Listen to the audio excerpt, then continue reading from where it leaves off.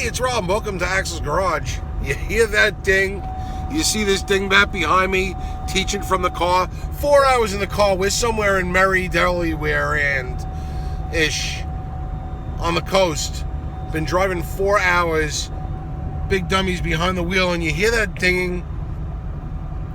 We got a lot of annoying sounds today, and I'm not just the only one. This one here, Debbie Downer. This one here, teaching. The two in the back complaining. We got a lot going on, but we got a ding. And it's a ding because we have a little issue with the car. And my wife actually cried when we got on the road this morning. More to come in a little bit. Bye. All right, so after you saw we had that oil pressure thing going, the binging for 4 hours during our 450-mile trip, let me run down what happened from the beginning, because it's all important if you're trying to chase down one of these codes like a P0641 or 651, one of your short codes. So you got a 5-volt reference short code is what it is.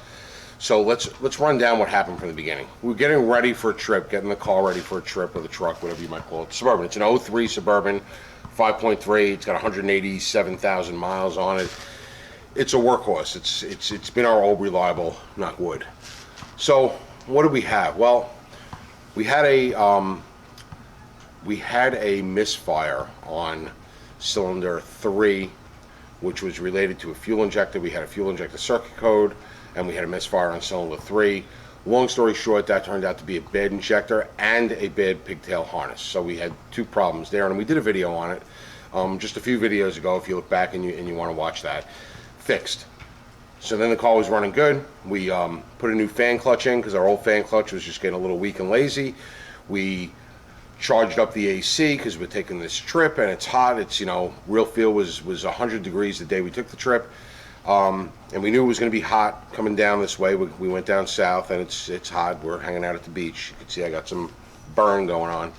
So what did we do? We changed the oil. It was time for an oil change. I go underneath to change the oil, and while this might seem insignificant and it might seem that I'm telling too much or I'm talking too much, this is important. I go down to change the oil, and the entire oil pan has got a spray of oil on it. There's oil dripping from everywhere. Now, it looks like a mess of oil, but I'm not losing that much oil. I did notice during this past oil change that at about 1,500 miles, I had to add a quart of oil. I thought maybe I was just starting to burn some oil. Engine's getting a little bit tired. Maybe some leaks were a little bit more prevalent. I thought maybe my drain plug gasket was leaking a little bit. So when it came time to change the oil again, I was down about half a quart or so. Once I hit another 1,500 miles, everything was wet down there. I changed the oil. I put a new drain plug gasket in, made sure the filter went on with some oil on the gasket, and everything was good there. And I wiped everything down and tried to find where the oil might have been coming from if it was leaking. And it was even on both sides of the back of the motor. And when you look up the side, it kind of stopped at the cylinder head, so it didn't look like it was leaking.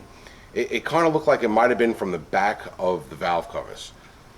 I said, okay, the truck's fairly old. It's a 2003. Could the valve cover gaskets be leaking after all this time? Yeah, probably.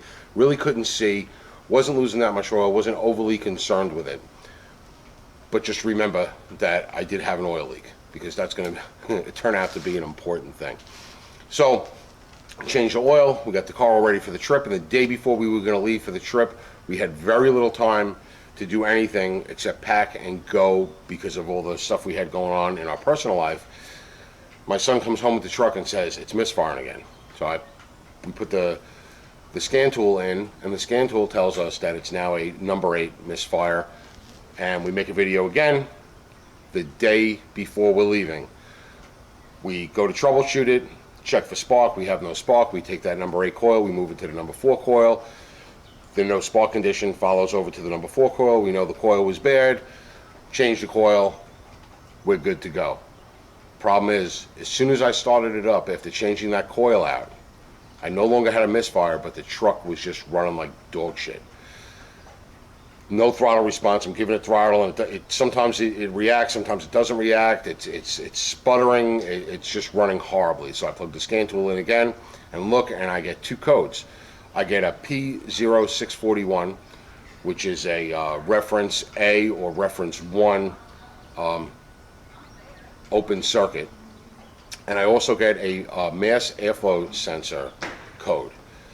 And because we're at 12 hours before we're going to leave for vacation, I didn't even think about what the code said. I saw mass airflow, and I just narrowly went after mass airflow. I didn't comprehend what the code reader was telling me. And that happens to a lot of do-it-yourselfers. You get tunnel vision, and you're not comprehending the totality of the circumstances, is a good way to put it. So, and I watch the big guys. I watch South Main Auto, and I watch Scanadana and Eric the Car Guy and Wes at Work, and I've learned a lot of troubleshooting things from them. The problem is we don't always have the tools that they do. We don't always have the wiring diagrams that they have, and we don't have that in-depth knowledge that they have because we do-it-yourselfers. So we're trying to take their model. And we're trying to adapt it to what we have and what our limited knowledge is. So I saw that mass airflow code, and I said, okay, I have a known good mass airflow sensor that I could swap in. Let me just swap it in. I'm going to be a parts changer because I want to go on vacation in 12 hours, 10 hours. So I grabbed that known good mass airflow sensor out of Pearl, our other 2003, put it in, no change. So now I'm getting a little worried that we're not going to be able to leave for our trip on time. So I run over to my local mechanic, and I quickly explained to him the problems that we've had, but I left out the oil change. So I tell him, and he says, he goes, maybe when you were changing the coil, because this happened right after I changed that number 4 and number 8 coil where I swapped them around, he goes, maybe you were leaning on the harness where it goes in to the mass airflow sensor, and that is a lean spot. Anybody that's ever worked on a 5.3 or a 6-liter or any of these style trucks, you know that when you're working on the passenger side, you tend to lean your arm right on the wire where the mass airflow sensor is. So he goes, yeah, you're throwing shit at it, but why don't you try a connector? So I went, got a connector, put the connector in, expecting that's probably it, because we had another connector go bad, and it was those wires. You touch them a little bit, and they're brittle and they're old. And anyway, put the connector in, nothing, same thing. No throttle response. The truck is pretty much undrivable. So I said, well, what if I cure the mass airflow code by just unplugging the mass airflow sensor? Take it out of the equation. The vehicle's computer will default to some kind of default mode, safe mode, sort of. It's not going to go into limp mode. I didn't even know if this vehicle had a reduced power or a limp mode. But I said, let me see if I can get my throttle response back by unplugging that. Unplugged it, and sure as shit, I had my throttle response back. Not 100%, but it was good enough to drive. It didn't feel right after each transmission shift, or during the transmission shifts. It felt kind of odd, and that's important too. So we said we're going to go. Everything's good. Big dummy went, he got gas, we loaded up, we loaded the car up, 4 o'clock in the morning, or we were supposed to leave at 4 o'clock in the morning, we wound up leaving at 5:30 or so. 5:30 comes, we get on the road, and it's sputtering a little bit, and my wife is now getting nervous. She goes, I thought you fixed it. I said, well, I did sort of, and I think we'll be okay. And she's having a meltdown. She starts crying. Let's go home. Let's take 2 cars, because the reason why we were taking this is because it was the one vehicle that would fit the entire family with all our crap that we're bringing. And I said, no, we can make it. And she cried for about 20 minutes, a half hour, until she fell asleep. And we actually I drove the first leg. What did I drive, Robbie? About 3 hours? About 3 hours or so I drove, and it was okay. Not great, okay. Did have a little trouble when I wanted to accelerate as I was cruising, going like 40 miles an hour, 50 miles an hour, and then you want to accelerate a little bit. It didn't really want to accelerate. I was having a lot of detonation, or pre-ignition, or pinging, depending on where you're from, what you call it. But the only way I could get it to accelerate without the pre-ignition was to really hammer the gas and make it downshift. So it was the torque converter. The torque converter was either not locking, or it was locking all the time. And that made me start to think. So as the trip is going on now, I'm thinking, okay, now I have a torque converter that's acting funny. I got this code with the mass airflow sensor, but now the mass airflow is unplugged, and I'm going in circles in my head. So then Robbie starts driving. He takes the next leg, and the oil pressure gauge starts doing funny stuff. It's at 80, it's at 0, it's at 80, it's at 0. And when it was at 80, the truck seemed to run a little bit better. And when it was at 0, it seemed to run a little bit better. But then it went to 0, and it started binging, low oil pressure. You know, the bing, bing that you heard at the beginning of the video. 4 hours of that binging. And when it was binging, it didn't run as good as when it was just at 0. When it was at 0, it ran pretty good. Not perfect, but pretty good. When it was binging, it didn't run as good, and it binged for 4 hours. So then I drove about the last hour. The binging subsided for a little while, and then it came back, kept on going back and forth. During the course of the trip, we actually took the dashboard apart as we were driving to try to, because I was watching videos on YouTube to try to get to wherever the binging was, to unplug it or cut a wire or turn it off. It was driving us batshit crazy. Turns out, in a 2003, you ain't turning that off. It bings through the left front door speaker. So the only way to turn the binging off is to unplug that speaker, because that's where the binging's coming from. There's no easy way that we could find to turn it off. So we put up with the binging until we got here. We got here and we said, I'm just going to park it, and I'm going to go and I'm going to enjoy a vacation for a day or two, and then let's figure it out. So that's what we did. Had some fun for a day, and in the mornings when I woke up, a day or two, in the mornings when I woke up, I would go on Google and YouTube, and I'd search around and try to read through forums and get some ideas, and I did get some information. If I had wiring diagrams, if I knew what I was talking about half the time, I would have been able to narrow it down. But what I did, the mistake that I made, which I'm sure a lot of people are going to make, is I looked at those two codes and I focused on the mass airflow sensor, because that was a part that I could change at no cost. And instead of doing that, I should have focused on the other code, which was telling me that I had a reference circuit short. So in my 5-volt reference circuit, I had a short somewhere, and I needed to know where the 5-volt reference, that reference 1 or reference A, what that controlled, which sensors were tied in with that reference.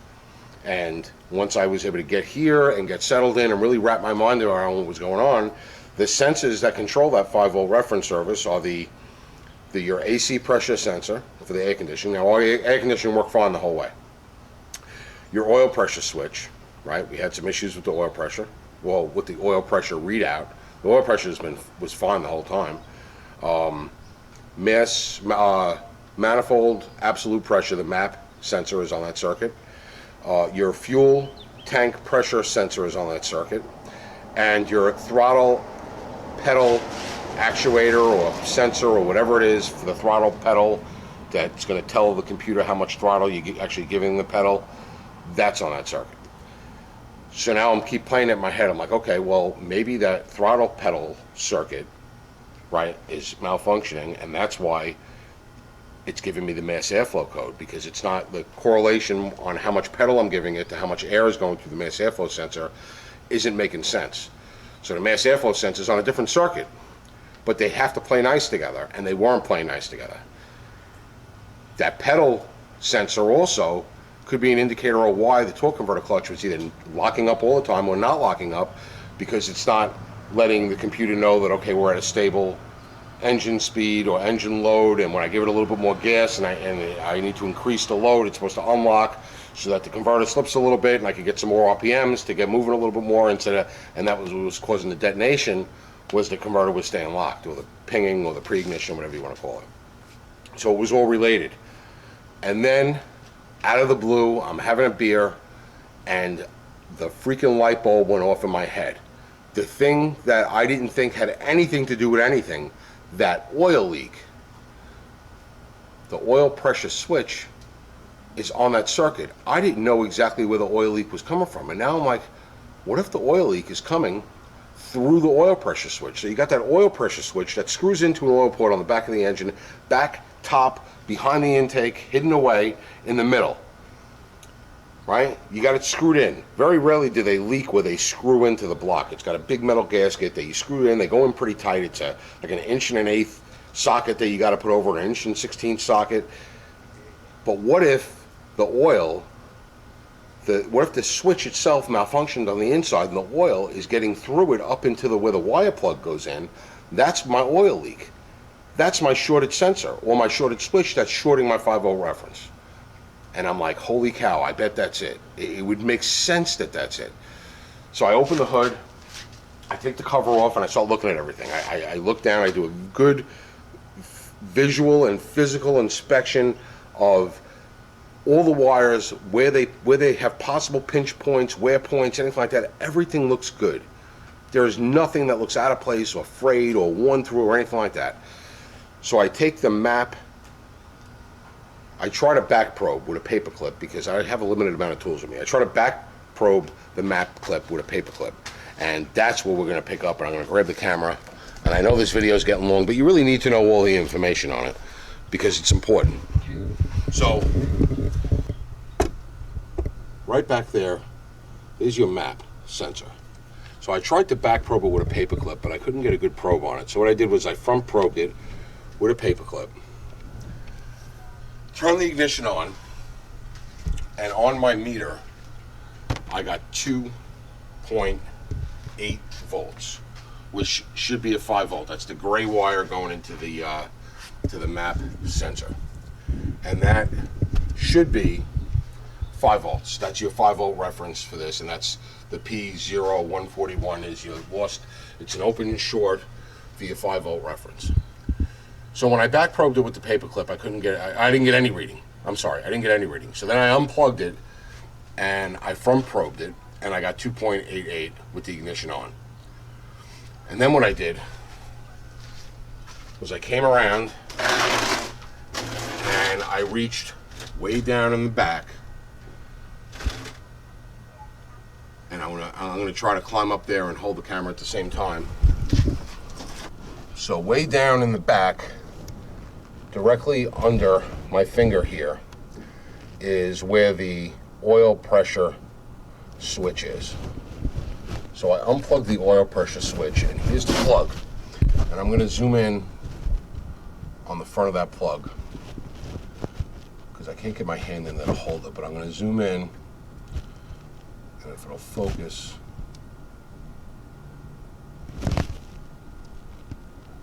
All right.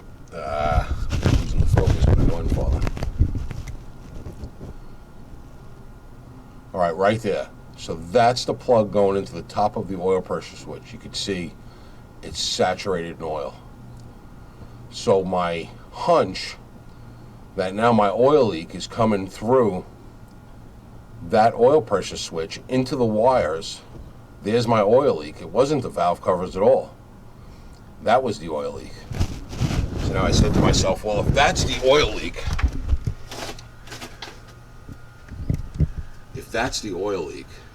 then maybe that's the problem.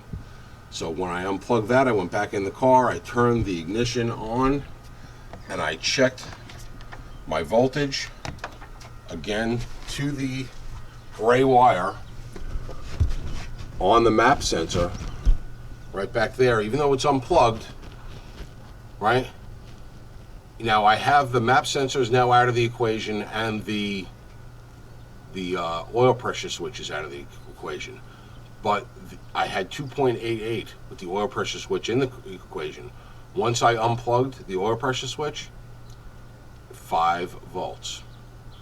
So the map isn't the thing that changed it from 288 to 5. Unplugging the map, it was unplugging the oil pressure switch. Now I can have a reasonable expectation that that map is good, and I would safely assume that if I plug the map back in, leave the oil pressure switch unplugged, this thing should run good, and I should be able to plug back in my mass airflow sensor right here, and that should be okay now.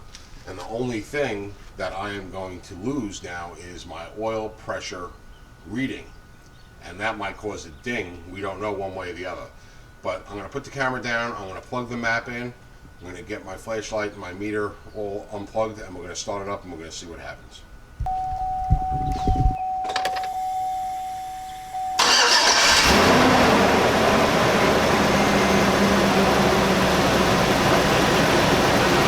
No shakes. Well, no shakes any more than normal. Let me give it some gas, see if I have any problems.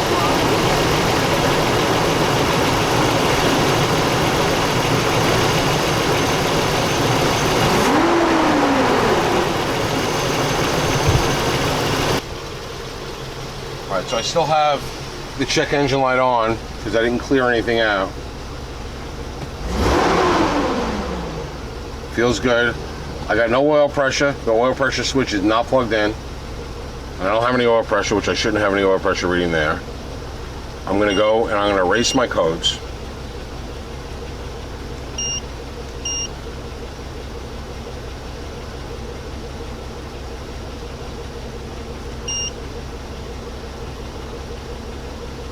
So I got no check engine light on now. Take a look at our live data.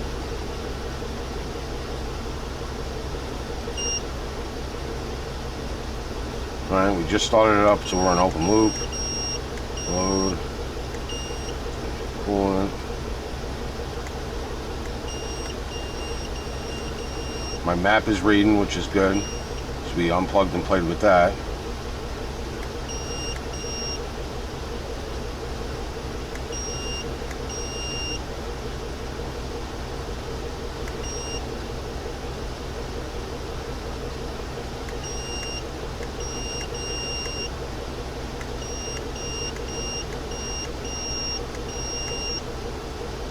Alright, let's let it warm up a little bit. Well, it seems to be working fine. Everything seems to be working. The oil pressure gauge is reading 0, but the alarm's not going off, so we should be good there. If the alarm was to go off, the trick to getting that alarm off is take the door panel off and disconnect the speaker. Or if you can go into the kick panel and figure out which wire is for the speaker, if it's by itself, you could disconnect that. But if you kill that speaker, you're going to kill your dinging, so you could stop the dinging if need be. It doesn't seem to be dinging, but it doesn't seem to be going into closed loop either. I don't know if I just got to let it warm up longer, drive it a little bit. I don't know. But it seems to be fixed. I'm happy. We're still here for the better part of, mostly for another week. So if we get a crappy day, maybe we'll go and pick up an oil pressure switch. What do we need, Robbie? We would need a socket and an extension. We have a ratchet. We probably need a big socket, the 1 1/8 or 1 1/16, whatever it is, and an extension and the oil pressure switch, and we could get this fixed. Or I think we could just drive home with a slight oil leak and